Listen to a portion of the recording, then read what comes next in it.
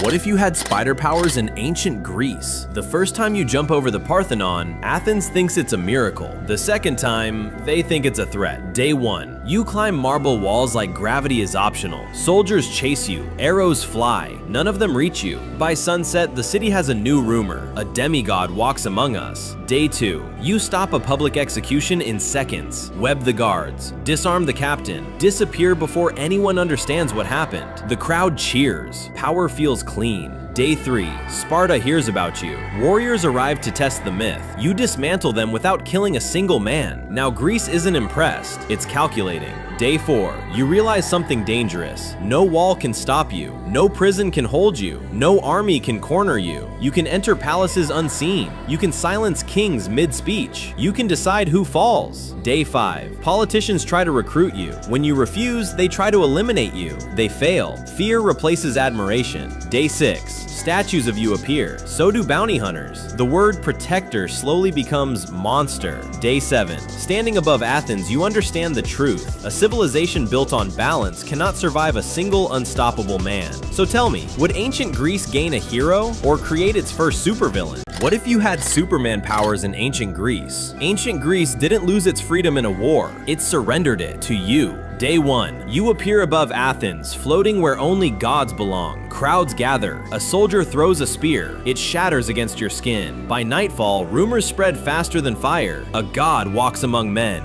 Day 2. Sparta sends warriors to test the myth. You allow them to attack. Swords bend, shields break, the ground cracks beneath your steps. For the first time, Greece understands, war has become useless. Day 3. Leaders welcome you as protector. Crowds cheer when you stop crimes before they happen. You hear everything. Plots, lies, betrayals whispered behind stone walls. Nothing can hide anymore. Day 4. A politician smiles as he thanks you publicly. That night, you hear the same man planning your assassination. You arrive before the meeting ends. The room falls silent. Trust dies instantly. Fear replaces it. Day 5. Wars end because nobody dares begin them. Crime vanishes. Cities become perfectly safe. Debate disappears. Democracy slows, then stops. Why vote when one being already knows the outcome? Day 6. Temples still honor the gods, but people start praying for you instead. Day 7. Hovering above the Parthenon, you finally understand. You didn't conquer Greece. You made it dependent on you, and dependence is another form of control. So tell me, if humanity could never oppose you, would you still be its hero or its first perfect tyrant? What if you had Hulk powers in ancient Greece? Ancient Greece didn't fear its enemies. It feared the moment you lost control. Day 1. A soldier laughs. You don't remember throwing the first punch. You only remember the sound. Marble shattering, stone cracking apart, people shouting your name in panic. When the dust settles, the marketplace is gone, and so is the soldier. Day 2. Sparta marches in perfect formation. You promise yourself you'll stay calm. The first shield strikes your shoulder. The world turns green. When it ends, the strongest army in Greece is retreating across broken earth. Not defeated, terrified. Day 3. You try to help rebuild, but every hammer strike splits the stone. Every step leaves fractures behind you. You are too strong to live gently. Day 4. They build chains thick as ship anchors. You break them without thinking. The Parthenon trembles when you roar. For the first time, you see children hiding from you, not invaders. You. Day 5. Two armies gather for war. You leap between them to stop it. One strike. The battlefield gives way beneath you. War ends forever, because nothing is left to fight over. Day 6. Temples crumble by accident. Statues of gods fall beside your footprints. Day 7. Standing in the ruins of a civilization you tried to protect, you finally understand. Ancient Greece didn't need a monster, it needed limits, and you had none. So tell me, if your strength grew with anger, would you ever dare feel anything again? What if you had Goku powers in ancient Greece? Ancient Greece didn't create a hero, it created a problem it couldn't contain. Day 1. You arrive in Athens searching for the strongest warriors, not to conquer them, to test yourself. They accept the challenge proudly. The first battle is close. You struggle, you smile. Finally, something worth surpassing. Day 2. They return stronger. You return stronger too. Each strike they land sharpens you. Each challenge forces you higher. They think they are wearing you down. They're building you up. Day 3. You train alone in the mountains. Not out of anger, out of hunger. How far can this go? You lift ships from the sea, leap across valleys, push past limits that didn't exist yesterday. Day 4. Philosophers begin to worry. If a man grows without ceiling, what stops him? No one answers, because nothing has stopped you yet. Day 5. The greatest warriors unite. For a moment, they succeed. You fall. Silence spreads across the battlefield. Then something shifts. Your aura ignites brighter than ever.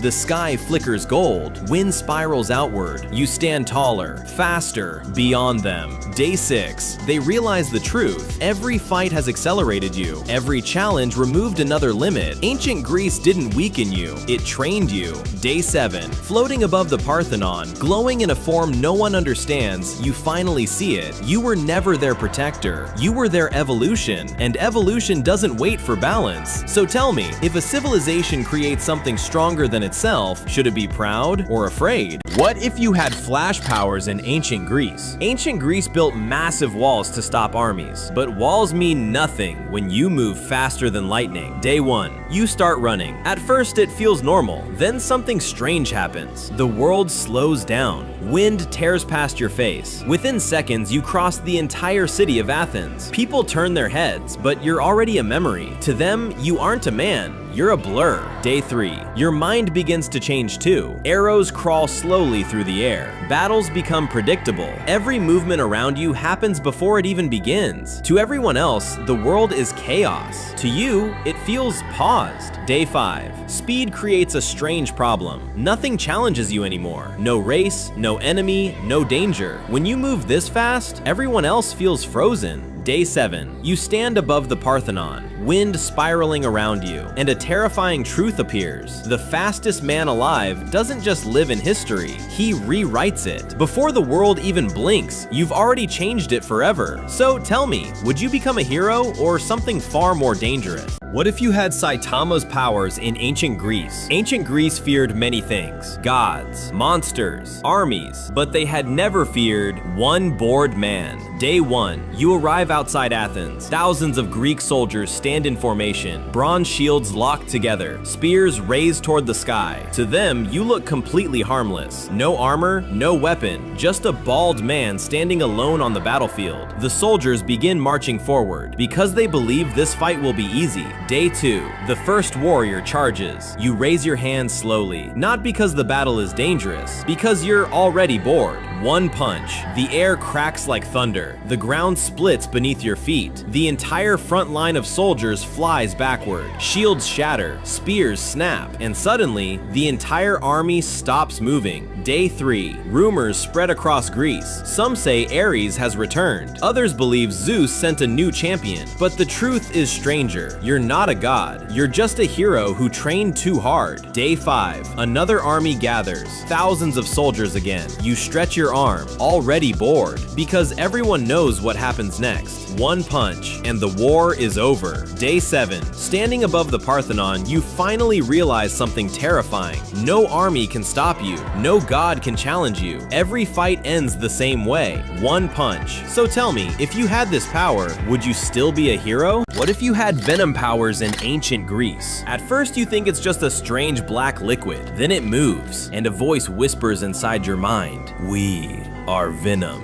Day 1. The symbiote spreads across your arm, cold, alive. Suddenly, your muscles surge with power. You leap across rooftops, climb marble temple walls. Stone cracks beneath your grip. The city stares in disbelief, because no human moves like this. Day 3. The symbiote grows stronger. Black tendrils coil around your body. You swing through narrow streets, disappear into shadows. The citizens whisper about a new titan reborn, or a creature sent by Hades. Day 5. Bandits attack a merchant. You move before they blink. One strike sends them crashing into stone. The voice laughs inside your mind. We are stronger together, and you feel it. The symbiote doesn't want justice, it wants the hunt. Day 7. Standing above the Parthenon, black armor flowing around you, the city watches in fear. Because the real question is no longer where the power came from, it's something worse. Are you controlling the symbiote, or is Venom controlling you? What if you had Thor powers in ancient Greece? Ancient Greece believed lightning came from Zeus. Every storm, every thunderbolt, every flash across the sky. But they had never seen the hammer that commands it. And one day, the storm answered someone else. You. Day 1. Dark clouds gather above Athens. Thunder shakes the temples. In your hand rests a strange hammer. Heavy, ancient. You raise it toward the sky. Lightning crashes where you point. The ground trembles. People stare in silence. Storms are meant to obey gods, not men. And this was only the beginning. Day 3. You test the power. Clouds spiral above the sea. Thunder rolls across mountains. You swing the hammer. Lightning rips through the sky. The ocean erupts beneath you. Ships scatter across the waves. The sky feels alive, and somehow it listens. Day 5. Rumors spread across Greece. The oracle at Delphi falls silent. The priests of Zeus grow terrified. Some say Zeus chose a champion. Others whisper something worse. What if the storm no longer belongs to Olympus? Day 7. You stand above the Parthenon. Thunder roars across the sky. Lightning coils around your hammer, and one truth becomes clear. Greece once feared the power of gods. Now the storm answers you. So tell me, would you protect the world or rule it like a god? What if you had Sonic's powers in ancient Greece? Ancient Greece feared monsters, hydras, titans, gods of Olympus. But one day, Greece faced something stranger than magic: speed. Day 1. You sprint across the hills outside Athens. At first, it feels normal. Then the world slows down. Wind screams past your ears. Within seconds, the entire city is behind you. People look up from the streets, but all they see is a blue blur racing across the rooftops. Day 2. You push faster. Across valleys, across mountains, across the Greek world. Journeys that once took weeks now take minutes. Royal messengers stare in disbelief. Even their fastest horses cannot keep up. Day 4. Bandits attack travelers on a mountain pass. Before their swords even leave their sheaths, you're already there. A streak of blue motion, weapons knocked away, bandits spinning into the dust. The fight ends before anyone understands what happened. Day 7. Standing above the Parthenon, wind roaring around you, one truth becomes clear. In a world of armies and warriors, speed changes everything, because the fastest hero alive can stop danger before it begins.